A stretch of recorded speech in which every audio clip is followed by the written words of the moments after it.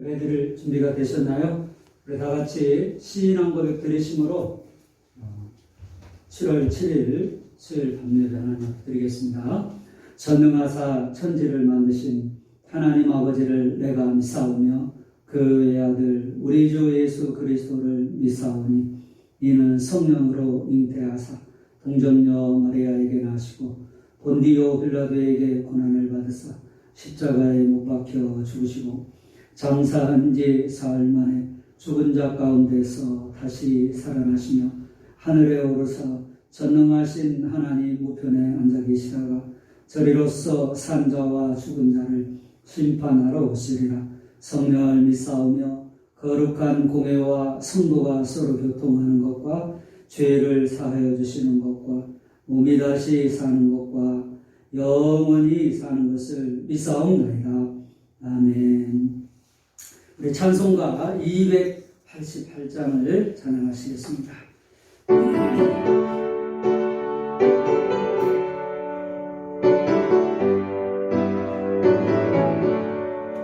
예수를 나의 구주 삼고 성령과 피로 쓰거든나니 이 세상에서 내 영혼이 하늘의 영광 보리로다. 이것이 나의 간증이요 이것이 나의 찬송일세. 나 사는 동안 끊임없이 그를 찬송하리로다. 온전히 주께 맡긴대요. 사랑은 성을 긋는 중에 천사를 왕래하는 것과 하늘의 영광 보리로다. 이것이 나의 간증이요 이것이 나의 찬송일세. 나 사는 동안 끊임없이 그를 찬송하리로다. 주 안에 기쁨 그리움으로 마음의 풍랑이 잠잠하니 세상과 나는 강도 없고 구속한 주만 보리로다. 이것이 나의 간증이요 이것이 나의 찬송일세. 나 사는 동안 끊임없이 그를 찬송하리로다.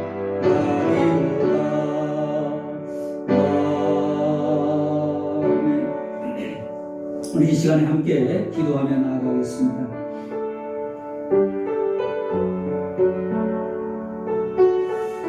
지난 3일간도 지켜주신 하나님에 감사하시고 늘 우리가 하나님을 가까이 하며 주님 의지하며 살아가는 것이 가장 큰 힘이요 복이요 능력임을 알고 또 주님을 가까이 동행하며 살아가는 삶을 살게 하옵소서.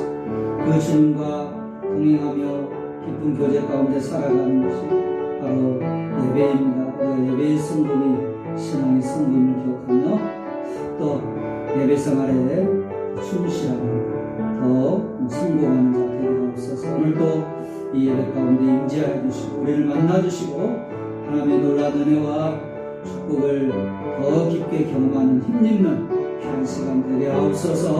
우리 간절히 은혜를 사모하면서 우리 보좌 앞에 함께 기도하며 나아가겠습니다. 기도하십니다.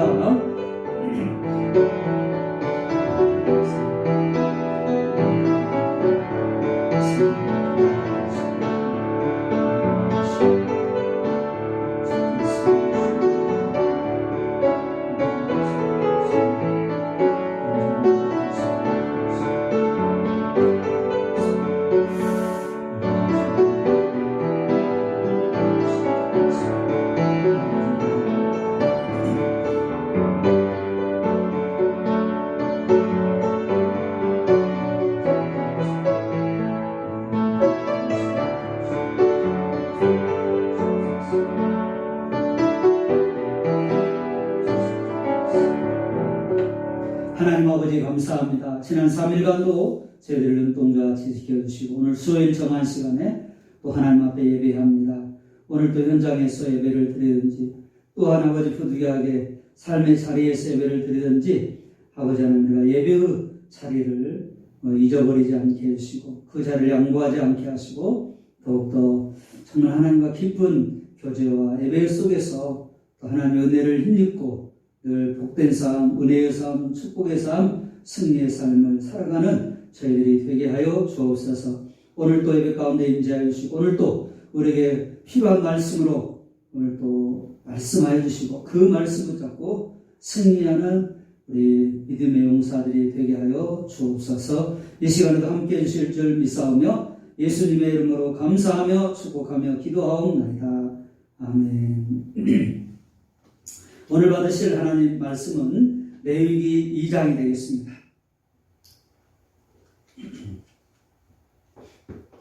제가 가진 성경은 구약 성경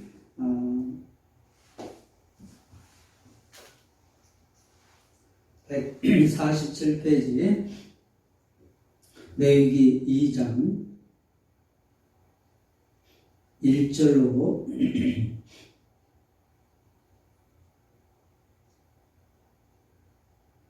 3절까지 보시고 11절로 13절까지 보시겠습니다.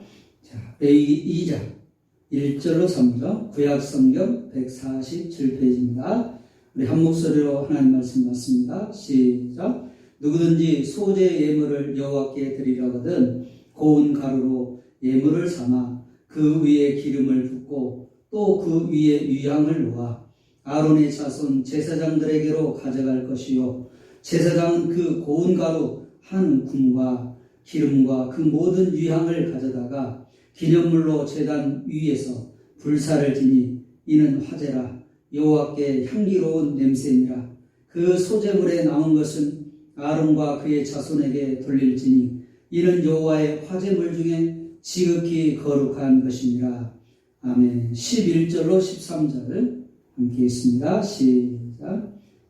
너희가 여호와께 드리는 모든 소재물에는 누룩을 넣지 말지니 너희가 누룩이나 꿀을 여호와께 화제로 드려 사르지 못할지니라.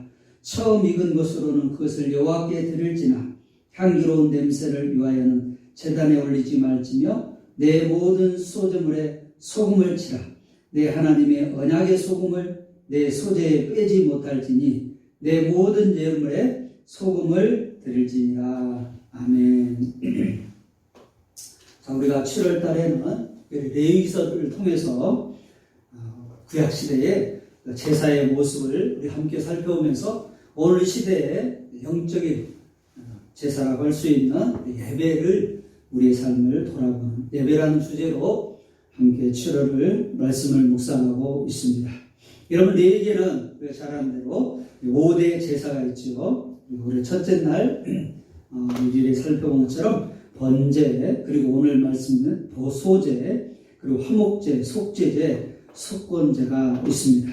오늘 본문은 이 5가지 제사 중에서 두 번째 제사인 소제를 이야기하고 있습니다.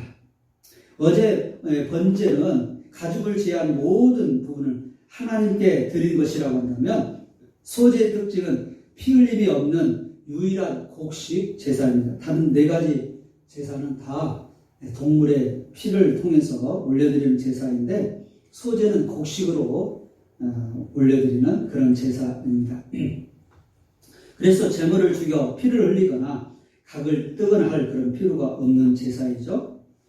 소제는 번제처럼 모든 것을 다 드리는 것이 아니라 한 움큼만 하나님께 태워드리고 나머지는 제사장의 분깃으로 주었습니다. 그리고 이 소제는 물론 독자적으로 드릴 때도 있었지만 다른 제물을 드릴 때 함께 드리기도 했습니다. 최초의 소제 장면은 가인과 아벨의 제사에서 나타나죠. 가인은 농사꾼이었기 때문에 이 곡식의 제사를 하나님께 바쳤습니다. 여러분 그렇다면 이스라엘 백성들은 언제 하나님께 소제를 드렸습니까? 하나님께 감사를 표현하고 싶을 때 특별히 소제를 드렸습니다. 그래서 소제를 감사의 제사라고도 부르게 되는데요. 하나님은 감사의 마음을 담아 곡식을 태워서 올려드리는 그 제사를 향기롭게 받으신다고 말씀하셨습니다. 오늘 9절 말씀에 보면 우리 읽지는 않았지만 이는 화제라 하나님께 향기로운 냄새니라 라고 말을 하고 있습니다. 하나님 특별히 곡식 제사라고 해서 덜 기쁘게 받고 또 이렇게 짐승으로 드리는 그런 번제나 또 화목제나 속죄제 이런 제사는 더 기쁘게 받고 그런 것이 아니라 똑같이 하나님은 향기로운 냄새로 받으셨다 말을 하고 있습니다. 중요한 것은 여러분 우리의 마음의 태도와 모습이죠. 어떤 제사를 드리든지 어떤 예배를 드리든지 중요한 것은 우리의 마음과 자세, 어떤 마음으로 예물을 드리고 어떤 마음으로 제사를 드리느냐가 중요하다라는 것입니다. 아무리 좋은 예물을 드린다 할지라도 아무리 다 태워드리는 번제를 드린다 할지라도 내 마음에 정말 하나님 앞에 정성을 다하고 또 하나님 앞에 온 마음을 다해서 드리지 않는 그런 제사라고 한다면 그 제사는 받지 않을 것이기 때문입니다.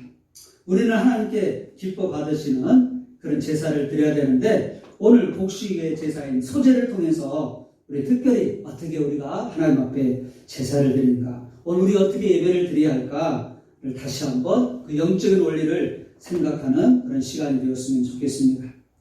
오늘 소제를 통해서 우리에게 말씀해 주시는 제사의 그런 자세와 모습인데요. 우리는 하나님이 쓰실 수 있는 고운 가루가 되어야 한다라는 것이죠. 오늘 1절에 보니까 누구든지 소제 예물을 여호와께 드리려거든 고운 가루로 예물을 삼아 그 위에 기름을 붓고 그랬잖아요. 고운 가루로 드리라 라고 말씀을 하고 있습니다. 고운 가루로 하나님 앞에 드릴 때 하나님께서 그 제사를 받으신다라는 것이죠. 아무 곡식이나 소재로 드릴 수 있는 것이 아니었습니다. 고운 가루로, 즉 잘 갈아서 고운 가루로, 더 정확히 말하면 고운 밀가루로 갈 수가 있겠죠. 그리고 소재라는 말이 하얄 소자잖아요. 그래서 하얀 제사, 즉 하얗게 간 하얀 밀가루 이런 특징을 반영한 것이죠. 이스라엘 백성들은 곡식을 아무렇게나 하나님께 드리지 않았습니다. 즉 밀의 껍질을 벗기고 으깨어가지고 갈아서 고운 상태로 만들어서 태워서 하나님 앞에 소제를 드렸습니다. 그럴 때 하나님께서 그 소제를 향기로운 제사로 받으셨다는 거죠. 여러분, 이것이 우리 영적으로 우리에게 주시는 이런 메시지가 무엇입니까? 우리는 물론 밀가루나 어떤 밀이나 어떤 곡식을 막 갈아가지고 드리지는 않죠. 물론 추수감사절 때 그런 어떤 마음의 표시로 곡식들을 올려드리긴 하지만 갈아가지고 이렇게 태워서 제사를 드리지는 않습니다. 그러나 그 영적인 원리는 우리에게 동일하게 적용된다. 우리 예배의 모습을 우리에게 잘 말씀해주고 있습니다. 그냥 알맹이 그런 것들 받으시지 않으시고 다 가루로 으깨어서 가루를 하나님께서 드리게 하셨습니다. 그것이 우리에게 주는 메시지가 무엇이겠습니까? 그 곡식이 다 으깨져서 가루가 되어서 하나님께 올려드리는 것처럼 우리의 모습도 마찬가지입니다. 우리의 자아가 여전히 살아있고 우리의 고집이 그대로 있다면 그 상태로는 하나님께서 받으시지 않는다는 거죠. 내 자아가 완전히 벗겨지고 고집이 으깨어지고 나의 그런 옛사람의 모습이 다 뭉개지고 가루가 된 상태로 온전히 그런 새 사람의 모습을 하나님 앞에 드릴 때 그런 사람의 예배를 하나님이 받으시고 그런 사람을 하나님 귀하게 사용하신다, 쓰신다는 겁니다. 여러분 사회에서도 고집스럽고 그런 거친 사람들은 여러분 함께 일하기가 쉽지 않잖아요. 결코 윗사람에게 귀하게 쓰임받을 수가 없습니다. 여러분 하나님도 자아가 강한 사람을 쓰시지 않습니다. 자기가 살아가지고 여신이 자기 고집, 자기 뜻, 자기 감정, 자기 마음대로 이렇게 살아가는 사람, 그런 사람은 하나님 기뻐하시지 않는다. 만약에 하나님이 그 사람을 쓰신다면 갈아서 쓰시죠. 여전히 자아가 살아있고 고집이 살아있다면 하나님 그 사람을 정말 쓰시려고 한다면 하나님 연단이라는 분쇄기를 통해서 곱게 갈아서 쓰실 겁니다. 그럼 모세를 보십시오. 모세는 40세의 나름대로 하나님과 이스라엘 백성들을 위해서 위한다는 명목으로 애굽 사람을 쳐서 죽이잖아요. 이스라엘 그런 백성을 괴롭히는 그 사람을 분노하면서 쳐서 죽였습니다. 물론 나름대로는 자기 민족을 사랑하고 뭔가를 해보겠다고 하는 그런 마음이었습니다. 어려서부터 왕궁에서 최상의 교육과 훈련을 받았기 때문에 이제 하나님과 민족을 위해서 무언가를 할 수 있을 것이라는 어떤 자신감이 있었을지도 모릅니다. 그러나 하나님 보시기에 모세는 아직 고운 가루가 아니었습니다. 모세는 40년이라는 세월 동안 그래서 연단의 분쇄 과정을 통해서 고운 가루가 되죠. 혈기왕성했던 거칠었던 모세는 저 미디안 광야로 쫓겨가서 거기에서 훈련을 받습니다. 연단을 받습니다. 그리고 나중에 하나님께 다시 부름을 받아 이제 이스라엘 백성들을 구원한 영도자로 그게 쓰임받게 되는데 성경에 보니까 그 이후에는 지상에서 가장 온유한 자다라는 평가를 들을 정도로 이제 옛사람이 완전히 죽고 그러나 이제 훈련되어서 하나님이 쓰시기에 준비된 그런 고운 가루의 성품의 사람이 되었습니다. 하나님이 편하게 쓰실 수 있는 그런 사람이 된 것이죠. 여러분 요나는 어떻습니까? 요나는 선지자였습니다. 정말 하나님 앞에 하나님의 말씀을 변해야 될 그런 사람. 하나님의 말씀을 따라 하나님의 뜻을 따라 순종하며 살아야 될 그런 주의 종이 어땠습니까? 하나님께서 니느웨라고 하신 그 말씀에 불순종해서 자기 고집대로 자기 뜻대로 다시스로 갑니다. 물론 그 마음은 우리가 이해가 돼요. 자기 나라를 멸망시킨 아수르의 수도인 니느웨를 가서 복음을 전하라고 하니 말씀을 전하라고 하니 마음이 편치 않았습니다. 아니 우리의 원수인 니느웨 백성들을 복수해 주시기는커녕 저들에게 하나님의 말씀을 전하라고 하고 저들에게 복음을 외치라고 하니 저들이 미운 이 요나의 마음속에는 하나님의 그 말씀이 도저히 자기 마음에 들지 않는 거죠. 자기 마음에 들지 않는다고 자기 뜻과 다르다고 이 요나는 불순종하고 하나님 말씀에 따르지 않습니다. 자, 이런 사람을 하나님이 쓰실 수 없죠. 그래서 하나님께 어떻게 하시나요? 그 요나를 쓰시기 위해서 결국 풍랑이 일게 만들고 다시스로 가는 그 배 중에 하나님께서 이 요나를 제비 뽑혀 만들고 결국 바닷물 속에 던져지는 그런 연단과 훈련을 통해서 결국 물고기 뱃속에서 그는 회개하지 않습니까? 그리고 다시 옛사람이 죽고 이제는 하나님이 쓰시기 편한 그런 사람으로 되어서 준비되어서 이제 하나님 말씀에 순종하며 나아갑니다. 이처럼 여러분 하나님이 쓰시는 사람, 하나님 받으시는 예배자 그런 사람은 어떤 사람입니까? 우리 자신이 죽고 옛사람이 죽고 자아가 죽고 나의 고집과 뜻이 죽고 완전히 하나님의 사람으로 하나님의 뜻대로 하나님 말씀대로 그렇게 순종하며 살기로 결심한 사람, 그렇게 살아가는 자기 자신을 드리는 사람, 그런 사람을 하나님이 기뻐 받으신다는 것. 우리가 예배한 모습을만 보더라도 우리가 정말 갈아서 완전히 자신은 죽고 온전히 하나님 앞에 올려드리는 그런 예배자가 됐나, 우리 자신을 한번 돌아봐야 합니다. 완전히 갈아져서 하나님 앞에 나올 때 하나님이 그 예배를 기뻐 받으신다라는 거예요. 참 우리가 완전히 가루가 되어서 하나님 앞에 올려드리는 그런 제물이 되고 예배자가 되기는 것이 참 쉽지 않은 것 같아요. 그래서 하나님께서는 이 연단의 분쇄기를 통해서 우리를 아직도 깨지지 않는 우리의 자아, 우리의 고집, 우리의 모습을 다 낮추시고 연단하셔서 그렇게 사용하시는 것 같습니다. 여러분 심지어는 동방의 의인 하나님이 자랑하시는 욥조차도 하나님이 연단하셔서 더 귀하게 사용하시고 축복하시잖아요.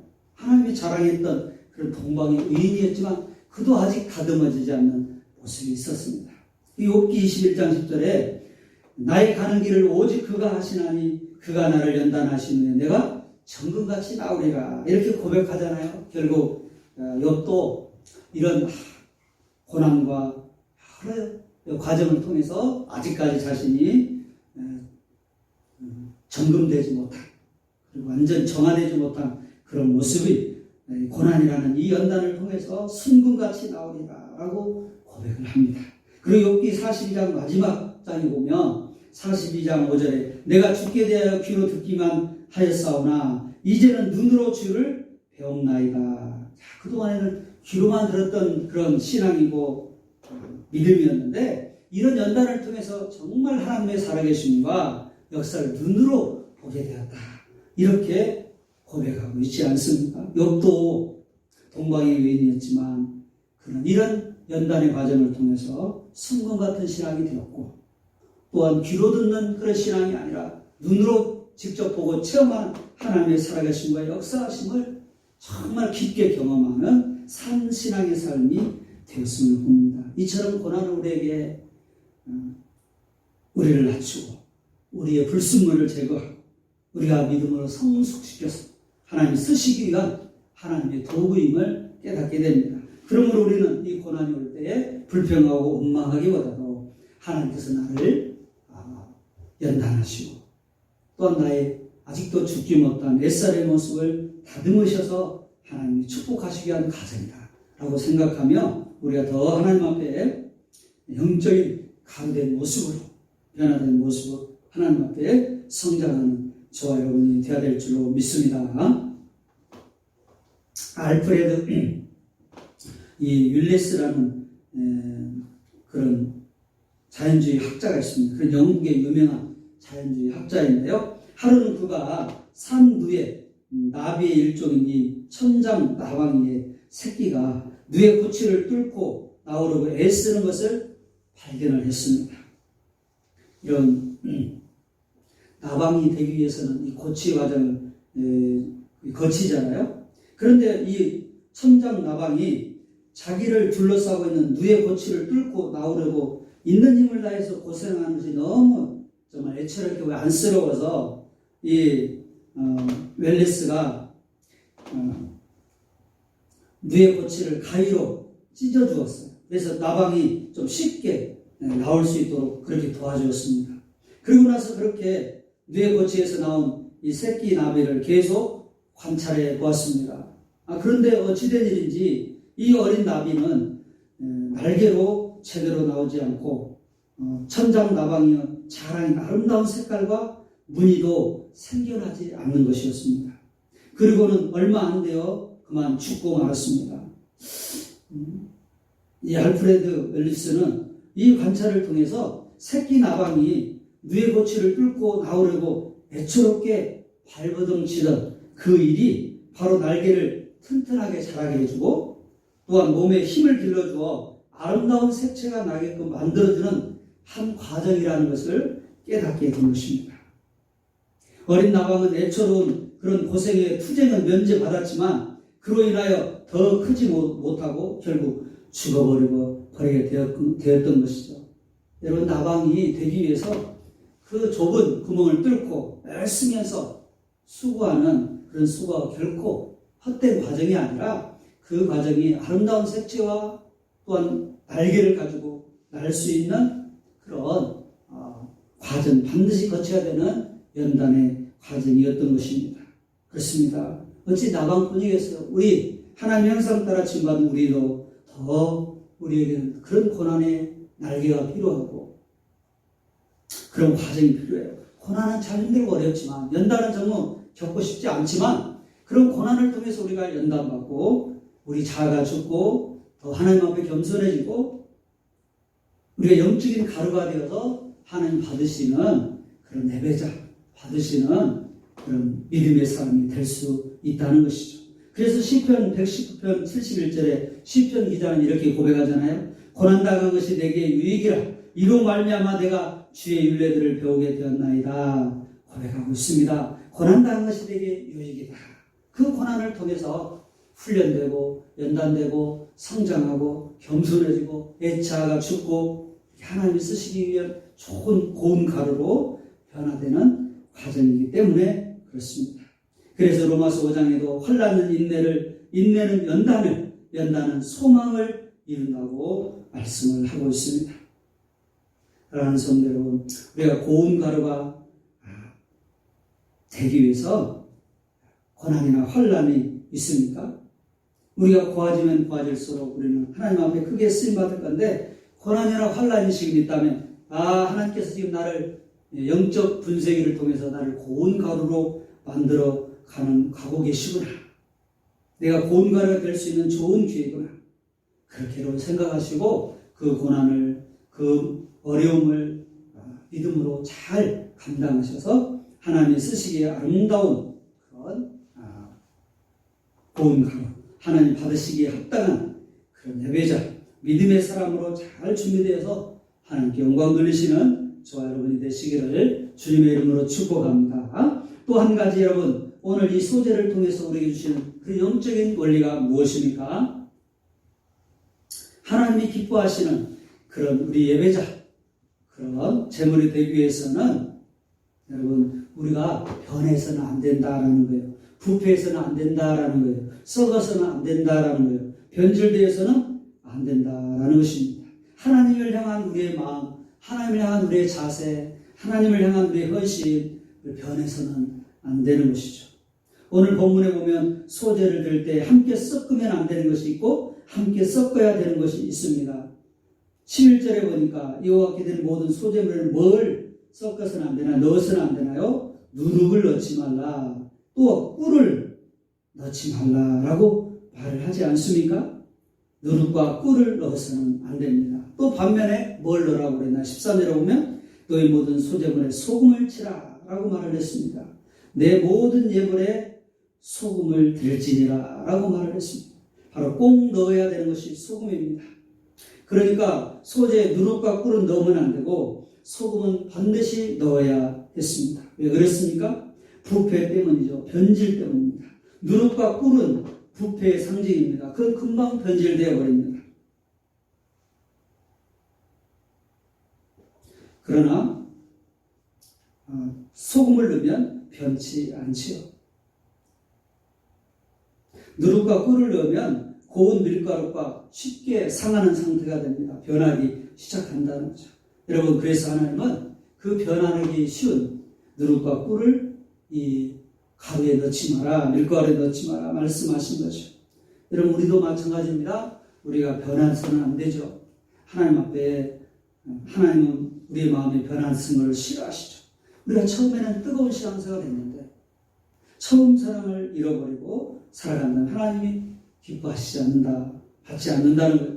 요한계시록 2장에 보면 에베소 교회에 이렇게 칭찬도 있고 또 책망도 있는데, 책망하는 것이 뭐죠? 처음 사랑을 버렸다. 즉 처음 그렇게 하나님을 사랑했던, 주님을 사랑했던 그 마음이 변해버린 거예요.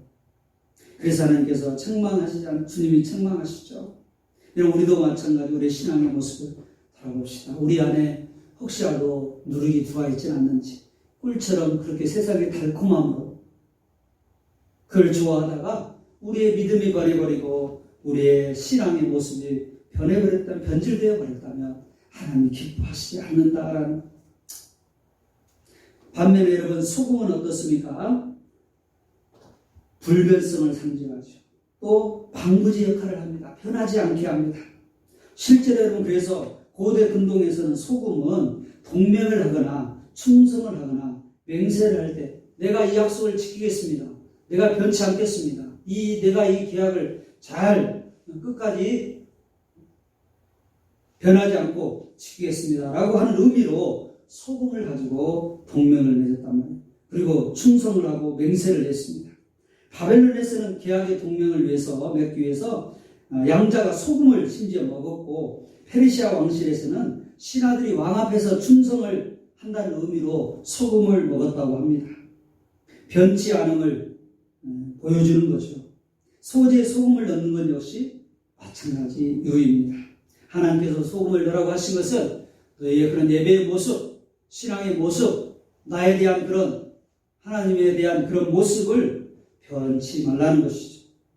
물론 첫째는 하나님이 변하시지 않는 분이십니다. 하나님은 어제나 오늘이나 동일하신 분입니다. 신실하신 하나님이십니다. 변함이 없으신 분이십니다. 한번 약속하신 것을 반드시 지키시는 그런 분이십니다. 그 하나님께서 오늘 우리에게도 동일하게 하나님을 향한 마음과 태도가 변하지 않기를 원하십니다. 우리가 그런 변해버렸던 혹시 마음이 있다면, 혹시라도 우리가 누룩과 꿀과 같은 그런 세상적인 것으로 인해서 우리의 마음이 혹시 변했다면, 바뀌었다면 이 시간 회개하고 다시 한번 소금을 쳐서 우리가 정말 하나님 앞에 변함없는 충성된 하나님의 사람으로 일꾼으로 그렇게 살아가는 저와 여러분이 되어야 될 줄로 믿습니다. 여러분 언젠가 말씀드린 것 같은데 이런 일화가 있잖아요. 크고 화려한 고급 식당에서 그렇게 일어난 일인데요. VIP 손님이 식사를 하다 말고 갑자기 화를 내며 큰 소리로 사장을 불렀습니다. 사장은 무슨 일인지 알아보라고 직원을 들여보냈습니다. 손님, 무슨 문제라도 있습니까? 그러자 이 VIP 손님이 이봐, 당신도 눈이 있으면 여길 보라고. 지금 음식에 죽은 파리가 들어있잖아. 이따위로 장사해도 되는 거야? 라고 하면서 야단을 쳤습니다. 식당 직원이 음식에 파리가 빠진 것을 확인하는 순간 손님은 위생 상태가 불결한 식당에서 더 이상 식사할 수 없어 라고 하면서 자리에서 일어서려고 했습니다. 그 순간 직원이 말했습니다. 손님, 이것은 파리가 아니라 검정 콩입니다. 그러더니 직원은 얼른 파리를 집어 자기 입속에 넣어버렸습니다. 아니, 이 사람이 나를 뭘로 하는 거야? 이 나이에 지금 검정 콩하고 파리도 구분하지 못할까봐 그러나 하면서 야단을 쳤습니다. 그리고는 손님은 식당 직원을 내보내고 사장을 불렀습니다. 손님이 사장에게 말했습니다. 참으로 사장님은 행복한 분입니다. 저렇게 훌륭한 직원을 두었으니 반드시 성공할 겁니다. 내 눈에는 분명히 죽은 파리였는데 그걸 콩이라고 하면서 집어먹을 정도로 재치 있고 충성심 있는 그런 직원이더군요. 이제는 증거도 없어졌으니 할 수 없이 그냥 가야겠습니다. 라고 이야기를 하면서 이 VIP 손님이 이 직원을 칭찬하면서 나갔습니다. 식당 사장은 이 일을 계기로 그 직원을 아주 눈여겨보았고 얼마가 세월이 흐른 뒤에 그 직원에게 식당을 물려주었다는 일화가 있습니다. 주인을 위해서 파리를 그냥 입으로 먹어버릴 정도의 그런 충성심, 얼마나 귀한 충성심입니까? 여러분, 세상 사람도 이렇게 자기 사장에게 충성하고 그 허물을 덮으려고 하는데, 여러분, 우리가 주님 앞에 변함없는 마음과 충성된 모습을 가지고 살아가고 있는지 우리 한번 다시 한번 돌아보았으면 좋겠습니다. 우리는 하나님 앞에 얼마나 충성되고 변함없는 모습으로 살아가고 있습니까? 그렇게 예배하고 있습니까?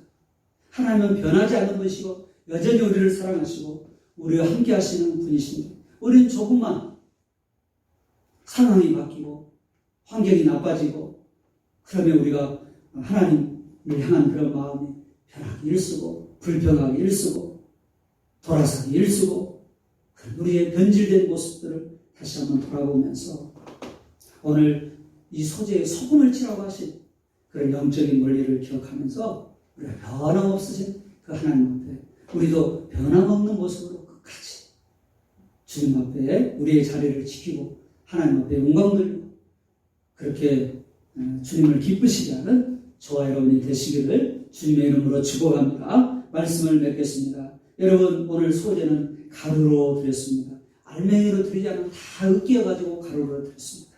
우리 옛사람의 모습은 다 으깨어지고 나의 고집 깨지지 않는 자가 다 가루가 되어서 하나님 앞에 온전하게 드려지는 그렇게 온전하게 예배하는 그렇게 온전하게 우리 삶을 드리는 우리 성도와 자녀들이 되시기를 주님의 이름으로 축복합니다. 소재에는 소금을 넣었습니다. 소금은 썩지 않게 하고 변질되게 않게 하는 방부제였습니다. 우리가 주님 앞에 변함없는 그런 사랑과 충성을 하는 하나님의 자녀들이 되었으면 좋겠습니다. 요한계시록 20장 10절에 내가 죽도록 충성하라 그래야 내가 생명의 멸관을 내게 주리라. 오늘 우리 모든 성도와 자녀들이 하나님을 향한 그런 마음과 자세가 호흡이 닿는 그런 순간까지 변하지 않고 하나님을 영화롭게 하고 하나님께 칭찬받고 하나님께 귀하게 쓰임받고 축복받고 우리 모든 성도와 자녀들이 되시기를 주님의 이름으로 축복합니다. 주님의 이름으로 축복합니다. 오늘 주신 말씀을 생각하면서 우리 하나님 앞에 별달의 기도를 드리고 축도함으로 마치겠습니다. 오늘 주신 말씀을 기억하며 오늘 소재를 통해서 우리 주신 영적인 신앙의 원리를 다시 한번 배웠습니다. 소재가 가루로 들여졌던 것처럼 하나님 우리들도 우리 옛자가 다 깨어지고 으깨어지고 가루가 되어서 하나님 앞에 온전하게 올려드리는 그런 세상 겸손한 자 하나님 앞에 예배하게 하시고 드려지게 하옵소서. 소재에 소금을 넣었던 것처럼 그래서 변하지 않는 그런 제사를 드렸던 것처럼 하나님 우리들도 변하지 않는 모습으로 마음으로 자세로 그렇게 하나님을 예배하고 하나님을 섬기며 하나님 앞에 충성한 자 되게 하옵소서. 주신 말씀을 기억하면서 우리 하나님 앞에 혈단의 기도를 드리며 기도하십니다.